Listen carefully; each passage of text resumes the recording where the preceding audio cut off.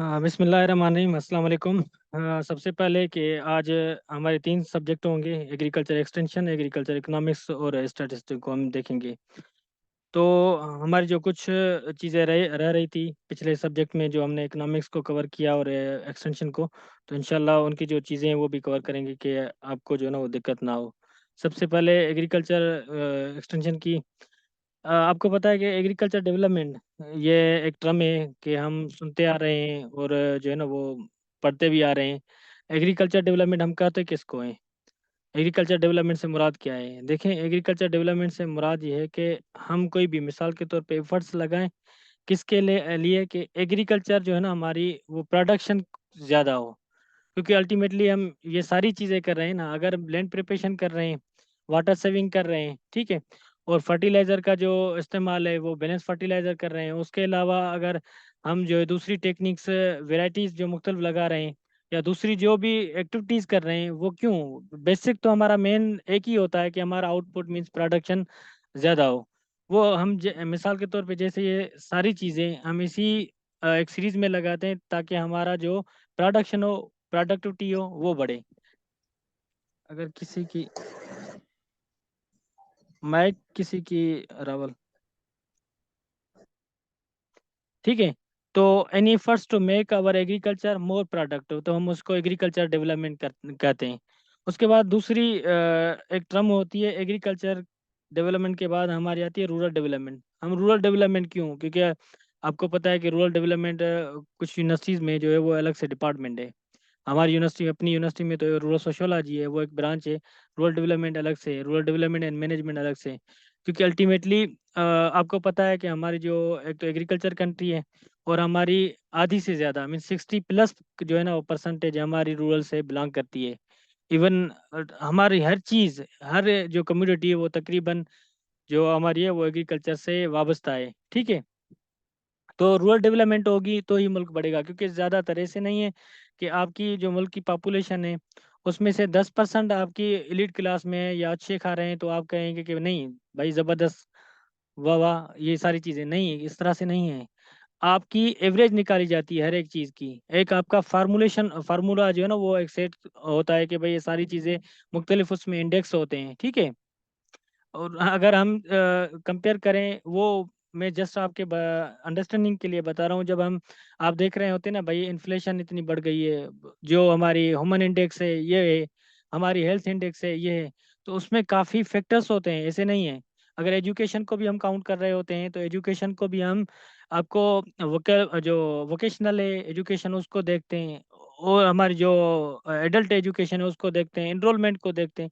ये मुख्तलिफ मराहल होते हैं, इनको हम काउंट करते हैं, उनके प्रोपोर्शन होते हैं, परसेंटेजेस होते हैं।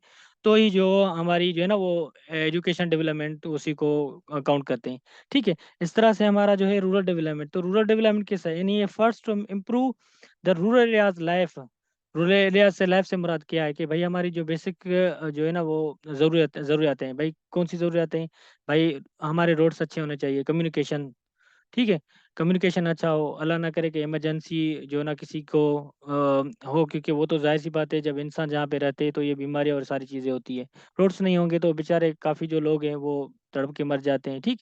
उसके बाद ज़्यादा से ज़्यादा आपको पता है कि दुनिया में जो इनकलाब आया था, वो इनकलाब का मेन जो फैक्टर है वो आपका कम्युनिकेशन मीन्स रोड है, सोर्स है अभी तक। दुनिया में इसने जो है ना वो ऐसे समझो कि पूरे के पूरा इनकलाब लाया था। आपके रोड्स का नेटवर्क अगर अच्छा है तो ऐसे समझो कि आपकी जो रूरल पॉपुलेशन है वो रूरल पॉपुलेशन में काउंट नहीं होती है, ठीक है। वो उस वजह से क्योंकि आपका कम्युनिकेशन जो गैप होता है वो कम हो जाता है। उसके बाद आप जाता है आपका लिविंग स्टैंडर्ड। लिविंग स्टैंडर्ड में हमारी क्या चीज़ें आ जाती हैं भाई? मिसाल के तौर पे रूरल एरियाज़ में काफ़ी जगह पे गैस है, ठीक है, वो गैस की फैसिलिटी हो। उसके बाद आपका पानी का इशू है तो वो पानी, क्योंकि आपको आइडिया होगा कि सिंध की जो अगर वाटर क्वालिटी को देखें तो ये दिन ब दिन जो है ना ख़राब हो रही है। अगर अगर हम जो है ना वो थोड़ा सा पीछे जाएं 10 साल पहले, तो जो हमारी वाटर क्वालिटी थी वो क्या थी? बेहतर थी, ठीक है। वो फैक्टर्स काफ़ी हैं, उसको हम डिस्कस नहीं कर रहे हैं, लेकिन ये अल्टीमेटली है। अगर मिसाल के तौर पे आपके विलेजेस में पहले पानी बेहतर था, अब हमारा हेपाटाइटिस जो है ना वो रेशो बहुत ज़्यादा है, 70 60+ या 70+ है, ठीक है।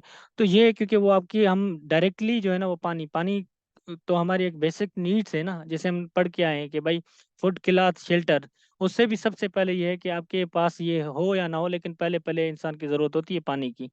ठीक है। तो आपकी जो रूरल डेवलपमेंट है वो आपकी दो पहियों पे खड़ी है, वो एक आपका लाइफ है और दूसरी आपकी लिविंग है। लाइफ से मुराद जो हमारे लाइफ से रिलेवेंट जो भी फैक्टर्स हैं उन वो पूरा हो, हेल्थ फैसिलिटी हो, नेट रोड नेटवर्क्स हो, आपके एजुकेशन है। ठीक है। लिविंग स्टैंडर्ड में आपकी चीज़ें जो उसकी ज़रूरतें हैं वो आ जाती हैं। तो आपका एग्रीकल्चर डेवलपमेंट और रूरल डेवलपमेंट होपफुली आपका जो है ना वो क्लियर हो गया होगा। अच्छा, उसके बाद आ जाते हैं different between the creativity and innovations.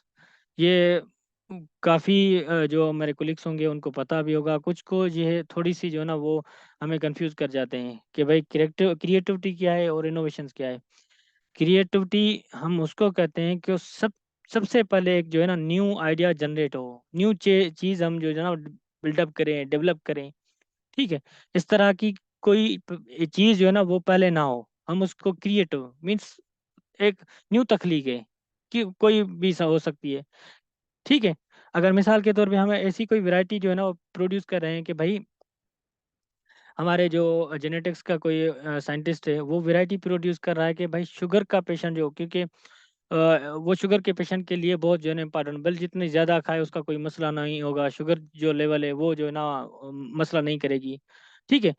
तो एक न्यू वैरायटी है, लेकिन ये शुगर की वैरायटी में भी पहले ना हो। ठीक है। तो कहने का मकसद ये है कि क्रिएटिविटी से मुराद है वो एक बिल्कुल न्यू चीज़ हो, हम उसी को क्रिएटिविटी बोलते हैं या क्रिएशन बोलते हैं।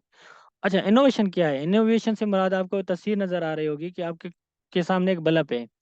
बल्ब है, उसमें क्या है कि ये पहले पहले इसने क्रिएट किया एक बल्ब। ठीक है। कोई भी साइंटिस्ट था, साइंसदान था। उसके बाद ये इनोवेशन है, इसमें फिर हम इनोवेशन किस तरह से करते हैं कि भाई ये बल्ब तो हो गया, बल्ब बल्ब का जो कलर है वो इस तरह का होना चाहिए, इसकी साइज जो है ना वो जैसी होनी चाहिए, इसका जो पावर कंजप्शन है वो इतनी होनी चाहिए। ठीक है। उसके बाद इसका लुक शेप जो है ना वो इस तरह का होना चाहिए। तो जो हम तब्दीली कर रहे होते हैं बुनियादी तौर पे, ठीक, डिज़ाइंस में या कलर्स में या दूसरी जो हमारी चीज़ें, तो वो हमारी आ जाती हैं इनोवेशंस में। ठीक है। क्रिएशन मींस न्यू तख्लीक है, इनोवेशन मींस उसको अपडेट करते रहना। आपने एक सॉफ्टवेयर बना दिया। ठीक है। जब सॉफ्टवेयर बनाया हमने, अभी जूम जैसे सॉफ्टवेयर ये इस्तेमाल कर रहे हैं, तो हो सकता है कि कभी कभार आपसे ये अपडेट भी मांग रहा हो, क्योंकि वो फीचर्स पीछे से डाल रहे होंगे। लेकिन पहले ज़ूम जो था वो सॉफ्टवेयर नहीं था, हमें आइडिया नहीं था। इन्होंने डेवलप कर लिया भाई कि मीटिंग के लिए, क्लास के लिए, कहीं पे भी इस्तेमाल करना है, आप दोस्तों के साथ आपकी गपशप है तो भी आप जो है ना वो इस्तेमाल कर सकते हैं। ठीक है। तो हमने जूम एक सॉफ्टवेयर डेवलप किया, वो हमारी क्रिएशन थी, हम उनको अपडेट कर रहे हैं, उनके जो पार्टिसिपेंट्स की स्ट्रेंथ बढ़ा रहे हैं, उनमें दूसरे फीचर्स जो है ना वो डाल रहे हैं, तो ये हमारी आ जाती है इनोवेशंस में। अच्छा, उसके बाद चलते हैं डिफ्यूजन्स ऑफ इनोवेशन मॉडल। सबसे पहले कि भाई देखें, जब भी कोई न्यू इनोवेशन होती है ना वो आपकी कल्टीवेशंस में भी हम देख रहे हैं कि ये एडाप्टर कैटेगरीज हम पढ़ के आए हैं, ये सेम चीज़ है। ठीक है। कंफ्यूज नहीं होना है, वो सेम चीज़ है, एडाप्टर कैटेगरीज और ये डिफ्यूजन। डिफ्यूजन से मुराद ये है कि उस चीज़ को प्रोसेस करना। ठीक है। मींस कंटिन्यूस बेस पे। तो डिफ्यूजन पहले पहले जब आपके इनोवेटर्स होते हैं ना वो तकरीबन बहुत कम रेशो होता है आपकी पॉपुलेशन से। पॉपुलेशन और सैंपल को भी हम आगे पढ़ेंगे। ठीक है। तो इनोवेटर्स क्या है कि जो ये तख्लीकार या पसंद करते हैं वो बहुत कम होंगे, 2 या 2.5% होंगे, 100 में से 2% होंगे जो आपकी जो है ना वो इनोवेशंस को कहेंगे कि चलो ठीक है भाई आपने किए, हम गंदम आपके तरीके पे लगाएंगे। हाँ, पूरे के पूरे आपसे एग्री नहीं करेंगे। पता नहीं भाई ये गुलाम नबी ने ये आइडिया तो दिया है, हो सकता है कि भाई खर्च भी करूं उसके बाद मेरा फसल भी ना बचे, मेरी प्रोडक्शन भी ना आए और मैं सारी चीज़ें, तो वो डर डर के मारे जो है ना वो नहीं कर रहे होते हैं। उसके बाद आपकी अर्ली अडाप्टर वो 13.5% हो जाता है। ये साइंटिफिक स्टडी है। ठीक है।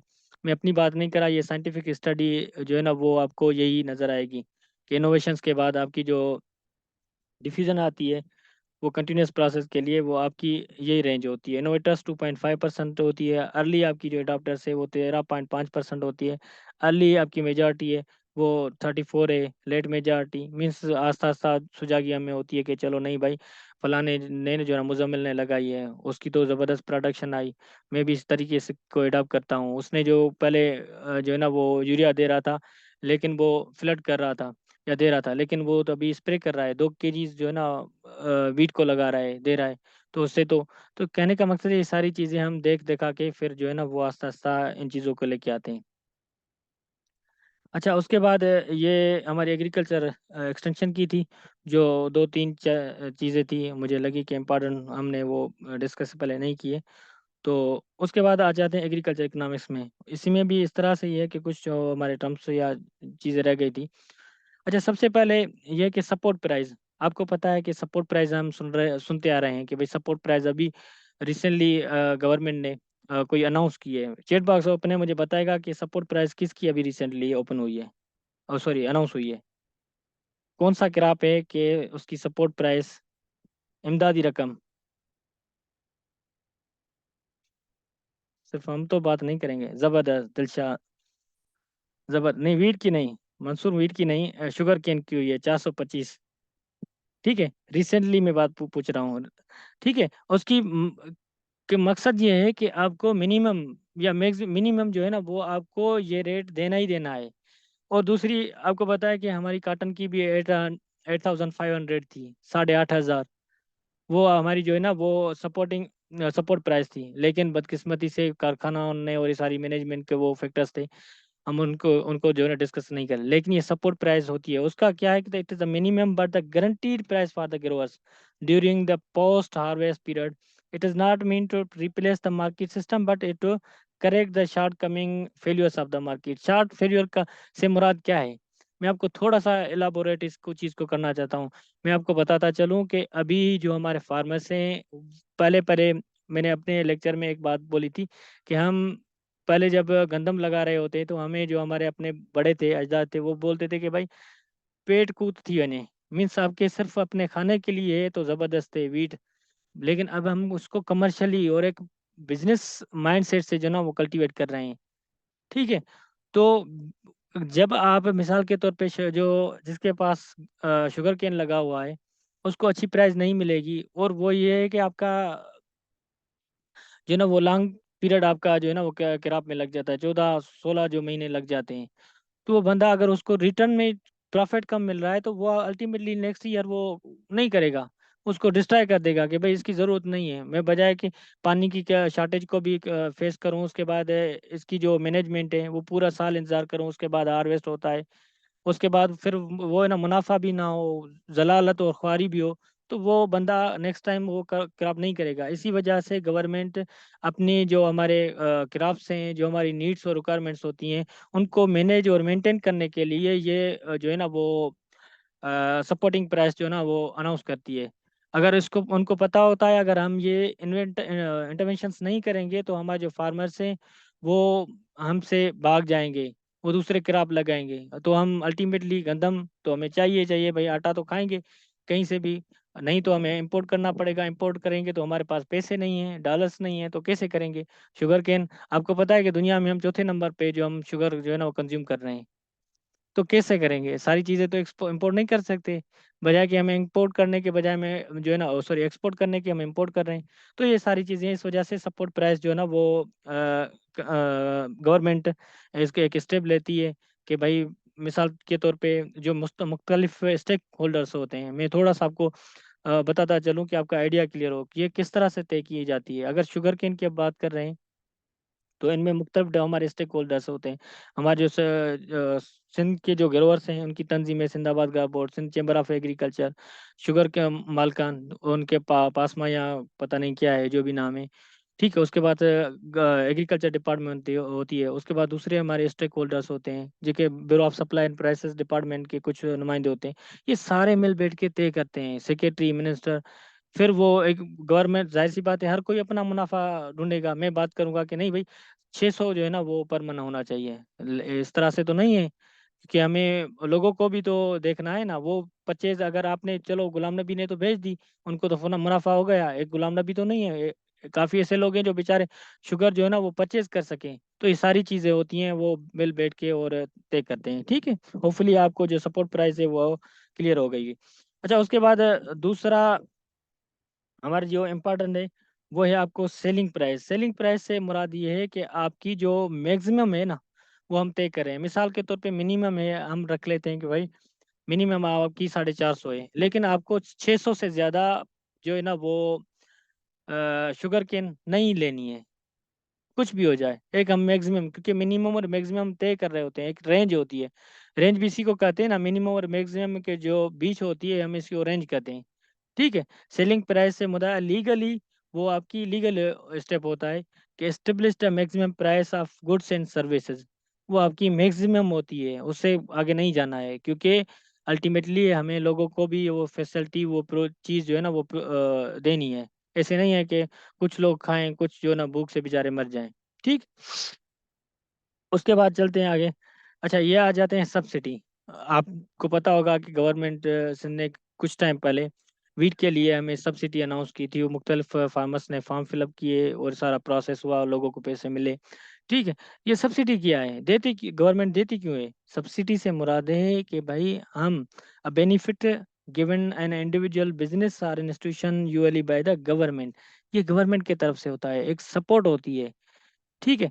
कि वो सपोर्ट क्यों देते हैं, मैंने आपको पहले बताया कि उनको जब लगता है कि मिसाल के तौर पे जो हमारे फार्मर्स हैं वो अनमोटिवेट हो रहे हैं, मींस वो उनके मोटिवेशंस कम हो रहे हैं कि वीट को हम बजाय के वीट को लगाएं, उनकी सपोर्ट प्राइस अच्छी नहीं मिलती है, फिर जो है ना वो धक्के खाने पड़ते हैं। ये सारी चीज़ें जब उनको रियलाइज होता है ना कि भाई गवर्नमेंट को खास तौर पे कि अभी हमारे फार्मर्स हैं डिमोटिवेट हो रहे हैं, तो वो क्या करते हैं कि वो सपोर्ट, सॉरी सब्सिडी जो है ना वो अनाउंस कर देते हैं कि भाई और आपको एक बात बताता चलूँ, ये हम हमारे सिंध में जो है ना वो थोड़ा सा कम है। आपको अगर किसी को पता है तो ये पंजाब में बहुत ज़्यादा जो है ना वो कॉमनली प्रैक्टिस होती है।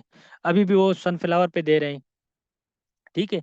वो सरसों जो हमारा केनोला है उस पे भी सब्सिडी दे रहे हैं। वो ट्यूबवेल्स पे भी सब सब्सिडी दे रहे हैं। मीन्स वो कुछ परसेंट, कुछ शेयर वो जो है ना आपकी गवर्नमेंट अपने आप हमारे पास एक सब्सिडी बेस जो है ना वो एक प्रोजेक्ट पहले आते थे, कुछ मटेरियल दे रहे थे। लेकिन सबसे पहले ये आपको वाटर कोर्सेज है।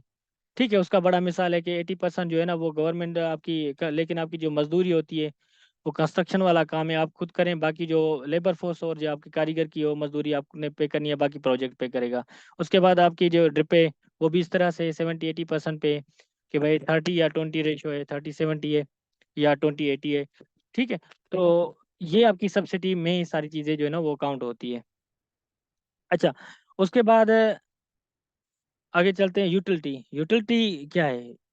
यूटिलिटी एक इकोनॉमिक्स का टर्म है, लेकिन वो सर्टिफिकेशन और बेनिफिट है। मिसाल के तौर पे मैं आपको एक मिसाल दूं को, आपका एक गिलास है, उसमें जो है ना वो 200 ml जो है ना पानी डल सकता है। ठीक है। 200 ml से अगर आप उसमें लगातार पानी आप थोड़ा सा जो है ना डाल रहे हैं वो फिलअप हो जाएगा। उसकी एक हद होगी, एक लिमिट होगी। 200 ml से ज़्यादा उसमें डालेंगे तो वो क्या होगा, वो आपकी रिसोर्स जो है ना वो ज़ाया हो जाएगा। मीन्स पानी आप ज़ाया कर रहे हैं। तो ये यूटिलिटी भी आपकी ये है कि आपको मिसाल के तौर पे आपकी एक जो है ना वो रोटी, एक रोटी की ज़रूरत है। ठीक है। लेकिन मैं लेके आया भाई, गुलाम नबी आया है, हो सकता है कि ये इसको 3 रोटियों की ज़रूरत है, मैंने एक रोटी खा ली, उसके बाद जो दूसरा जो हमारी 2 रोटियां हैं वो बच जाती हैं, कोई बंदा नहीं खाता है, तो वो मीन्स रिसोर्स का हमारा ज़यान हो गया। ठीक है। तो इस तरह से मैं वो वाटर वाला जो आपको एग्जांपल दिया वो आपके लिए अंडरस्टैंडिंग के लिए। यूटिलिटी मीन्स आपके एक जो है ना वो मैक्स लेवल होती है जहाँ से आपको सर्टिफिकेशन और बेनिफिट मिले।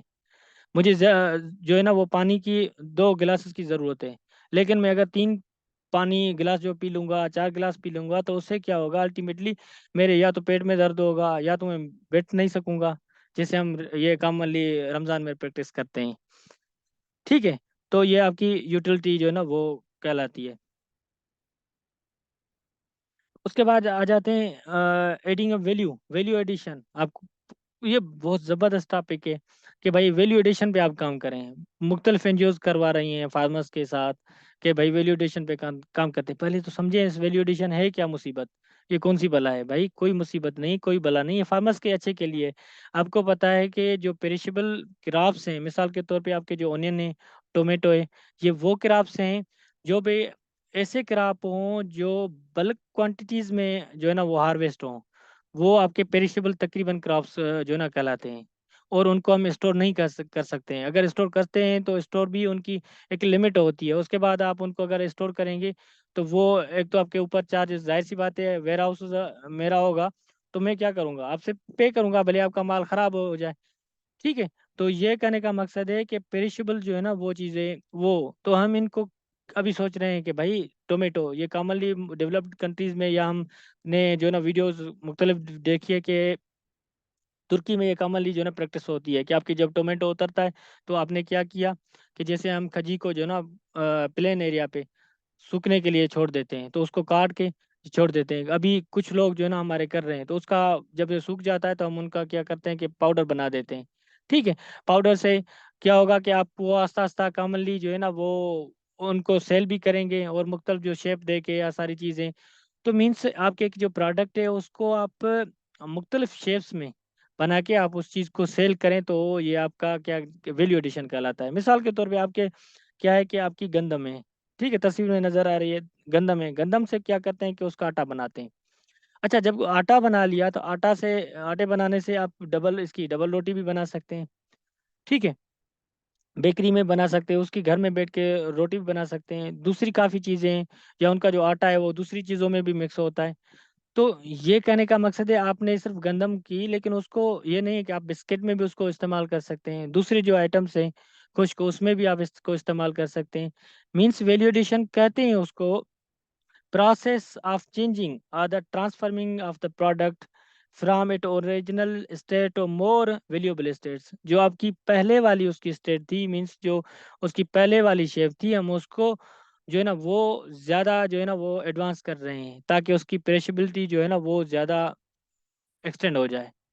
वो ख़राब होने की जो एक डेंजरस वाली जो साइन लगा था कि भाई यहीं तक, 2 दिन, 3 दिन, 5 दिन, उसके बाद आपका टमाटर खराब हो जाएगा। हमने कहा कि इससे जान छुड़ाओ, इसको भाई कर दे के जो हमारा प्लाट है साफ जगह हो, तो हम उसको धूप में छोड़ देते हैं ताकि वो सूख जाए, उसके बाद जो मॉइस्चर है वो ख़त्म हो जाता है, फिर हम उसको संभाल के रखते हैं, उसका पाउडर बना के फिर बेचते हैं। तो ये सारी चीज़ें आपकी वैल्यू एडिशन में आ जाती हैं। अच्छा, उसके बाद आपका ये बहुत ज़्यादा ज़बरदस्त है कि सेविंग, इन्वेस्ट और स्पेक्यूलेट में क्या फ़र्क है।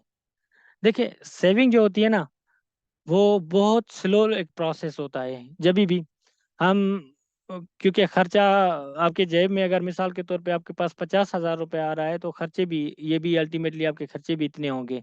एक मैं आपको बेसिक बताऊं चीज़ आपके अंडरस्टैंडिंग के लिए, जितने जितने आपके इनकम बढ़ती है ना, उस हिसाब से आपकी जो लिविंग स्टैंडर्ड है ना वो आपका बढ़ता है। ये हमारी सोच है कि मेरी 2 लाख रुपए सैलरी, हम एग्रीकल्चर ऑफिसर बन जाएंगे ना, उसके बाद हम पूरी सिंध जो है ना खरीद कर लेंगे, ये बिल्कुल भी नहीं है। क्योंकि जब आप एग्रीकल्चर ऑफिसर, मिसाल के तौर पे अब ये आपकी इनकम 50,000 है, जब आप की इनकम 1 लाख हो जाएगी तो आपका लिविंग स्टैंडर्ड भी चेंज होगा। अभी आप उससे जो है ना रूरल एरियाज में, चलो हम अपने गांव में हमारी खेत अपनी जो वेजिटेबल्स से हम वहीं से खा लेते हैं, लेकिन आप अल्टीमेटली जब जॉब करेंगे, आप फैमिली वाले हैं तो कोई रेंट ले लेंगे, जगह ले लेंगे, ठीक है, उसके लिए क्या चाहिए, पैसे, वो भी आपसे डिडक्शन। ये सारी चीज़ें, आपका दूध अपना है, वहीं पे जाएंगे तो दूध भी आपको परचेज करना पड़ेगा। आपकी जो कभी जो आउटिंग के लिए महीने में 2-3 मरतबा जाना हुआ तो उसके लिए भी पैसे खर्च। तो ये सारी चीज़ें होती है, जब भी आपकी इनकम बढ़ती है तो आपकी अल्टीमेटली क्या बढ़ते हैं, एक्सपेंडिचर भी बढ़ते हैं। सेविंग सेविंग आपका बहुत जो है ना वो स्लो प्रोसेस होता है। Money make account, saving account, certificate of the deposit, means जो ये आस्ता आस्ता बंदा ताकतवर होता है ना, वो आस्ता आस्ता पैसे बचा के रखता है। ऐसे नहीं है कि बस वो अमीर अचानक से हो गया, बिल्कुल भी नहीं है। हाँ वो, तो उसके बाद आ जाती है इन्वेस्टमेंट। ये आपकी इन्वेस्टमेंट है, जब मिसाल के तौर पे आप इन्वेस्टमेंट भी करते हैं तो इस तरह से नहीं है कि धड़ाक से आपके जो सेविंग थी, जो बची कुची, या जो आपके पास पैसे थे आपने लगा लिए। ये आपको मैं बात बताऊं कि एक इकोनॉमिक्स में ये होता है कि आप मल्टी जो है ना वो पर्पज इस्तेमाल करते हैं, मीन्स के वेरिएशन हो। ऐसे ना हो कि आपने अगर एक कारोबार स्टार्ट किया तो पूरे के पूरे पैसे उसी कारोबार में लगा दें। अल्लाह ना करे कल अगर आपके पास जो है ना वो ये हो जाता है कि आपके पास ये हो जाता है कि वो कारोबार आपका फ्लॉप हो जाए, तो आपके लिए क्या बचे? आपने के पास काफ़ी जो है ना वो एग्जांपल होंगे कि बड़े बड़े लोग थे, उनके पास अच्छे खासे हमारे सराउंडिंग में पैसे थे, लेकिन वो फ्लॉप हो जाते हैं क्योंकि उनके पास एक तो विजन नहीं होता, या तो प्लानिंग नहीं करते हैं, वो एक ही डायरेक्शन में इन्वेस्ट कर रहे होते हैं। ये बिल्कुल गलत है। अगर आपको लगाना है, हम अभी वीट पे जैसे लग रही है, सीजन हो रही है, तो हम क्या कर रहे हैं कि भाई एक वैरायटी ना लगाओ। एक वैरायटी लगाने से ये होगा, अल्लाह ना करे, हो सकता है कि उसमें कल रस्ट आ जाए, क्योंकि रस्ट हम वीट को एक कैंसर कहते हैं ना, कि रस्ट आपकी जो है वीट की कैंसर है। कैंसर का मर्ज वो है कि आप उसकी ट्रीटमेंट भी करें, प्रिकॉशंस भी लें, लेकिन कुछ भी नहीं होगा। वो होगा वो जो उसको करना है, बाकी जो बचा खुचा है वो आप जो अपने अनाज है वो समेट के लेके आएंगे। तो उससे बचने के लिए हमें अल्टीमेटली क्या करनी पड़ती है कि भाई मुख्तलिफ जो आपके जो है ना वो जगहों पे आप भले करें, लेकिन वीट की वैरायटीज मुख्तलिफ लगाएं, ताकि अगर एक वैरायटी से ना आए तो दूसरी वैरायटी है, दूसरी नहीं तो तीसरी वैरायटी से, ताकि आपकी जो एवरेज है वो मेंटेन रहे, पर एकड़ आपकी जो यील्ड है वो मेंटेन रहे। अगर आपकी एक दो वैरायटीज 80-80 मन दे दे जाती है, एक वैरायटी आपको 30 मन भी दे जाती है, तो आपका तकरीबन ये आपकी 50 जो है ना वो बन जाएगी। ठीक है। तो ये आपकी है। तो इन्वेस्टमेंट से मुराद ये है कि आप स्लोली प्रोसेस प्रोसेस करते हैं, लेकिन ये होता है कि इसमें रिस्क होता है, इन्वेस्टमेंट में से नहीं है, कभी भी जो है ना वो फ्लॉप हो सकता है। अच्छा, उसके बाद ये स्पेकुलेशन है। स्पेकुलेशन से ये मुराद है कि ये इसको बहुत ज़्यादा जल्दी होती है मेरी तरह कि भाई अमीर बनना है, बिल्कुल भाई अमीर बनो। लेकिन ये है कि जब आप चोर दरवाजे से कोशिश करते हैं या लिख छुप के कोशिश करते हैं कि रात रात मुझे जो ना अमीर बनना है, भले अमीर बनो, लेकिन ये है कि आपके पास जो रिस्क होता है वो बहुत ज़्यादा हो सकता है। जो हम मिसाल के तौर पे जो लोग होते हैं स्मगलिंग का कारोबार करते हैं, उनमें कितना रिस्क होता है, कल कुछ भी हो सकता है आपके पास। जो है ना वो एजेंसीज के थ्रू कोई भी, या हमारी जो पुलिस है, जो हमारे रेंजर्स है, वो आपके छापा भी लगा सकती है, क्योंकि हम चोर होते हैं, वो हमें शूट आउट भी कर सकते हैं। ठीक है, कहने का मकसद है ये काफ़ी चीज़ें हैं। अतः स्पेकुलेशन में आपकी एक दूसरा भी है, ज़ख़ीरा अंदोज़ी आपने सुना है। तो एग्जैक्टली मुझे अभी वो टर्म याद नहीं आ रहा है मैं, लेकिन वो इससे मिलता जुलता है। लोग अभी देखें कि मिसाल के तौर पे वीट का अच्छा जो है ना आपको पता थोड़ा सा मार्केट से चल जाता है, तो मार्केट के गेम खेलते हैं। मार्केट में क्या करते हैं कि आपकी वो जो प्रोडक्ट्स होती है ना, वो वहीं से परचेज करके हाइड कर लेते हैं। जब हाइड कर लेते हैं तो उसकी प्राइसेस इंक्रीज हो जाती है, मीन्स उसकी कीमत बढ़ जाती है। वो जानबूझ के भी कर रहे होते हैं, जो इस सिस्टम में इन्वॉल्व होते हैं या इसमें कारोबार में इन्वॉल्व होते हैं। अगर चीनी है तो चीनी क्या करेंगे, जो मिसाल के तौर पे आपके पाकिस्तान में 50 जो है ना 5 लाख टन पड़ी है, तो उससे क्या करेंगे, 2 लाख टन जो है ना वो निकाल लेंगे, 3 लाख रह जाती है आपके पास अकाउंट, तो अल्टीमेटली आपकी प्राइसेस क्या हो जाएंगी, वो बढ़ जाएंगी। तो इस तरह से भी होता है, कभी कभार ये सिस्टम से ये सारी चीज़ें निकाल रहे होते हैं। तो जो स्पेक्यूलेटर होता है, इसमें रिस्क बहुत ज़्यादा होता है। वो हवा में जो है ना वो चीज़ों को पकड़ने की कोशिश करता है, बस में ये सारी चीज़ें। कभी कभी लोग जो है ना रातों रात अमीर भी हो जाते हैं, ऐसे नहीं। लेकिन ये होता है कि रिस्क बहुत ज़्यादा होता है इस चीज़ में। वो आपकी जो सेविंग होती है उससे आपको थोड़ा थोड़ा सा कोई चीज़ बनाए, आपने के पास सेविंग है, आपने कोई प्लाट ले लिया, उसके बाद वो प्लाट जो है ना वो आसा सा बनाना शुरू कर दिया।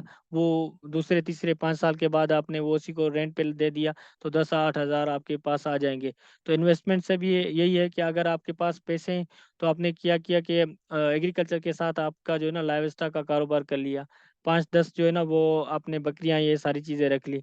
तो ये इस तरह से होता है सेविंग और इन्वेस्टमेंट में बनस्पतन स्पेकुलेशन में, इससे जो आपका जो रिस्क लेवल है वो कम होता है। यहाँ तक क्लियर है?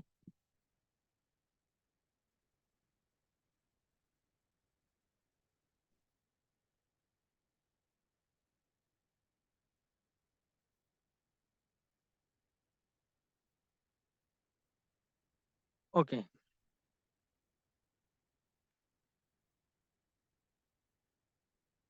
अच्छा, अब आते हैं एक है डेवलपिंग, दूसरी है डेवलप्ड कंट्रीज। मैं आपको बताता चलूँ,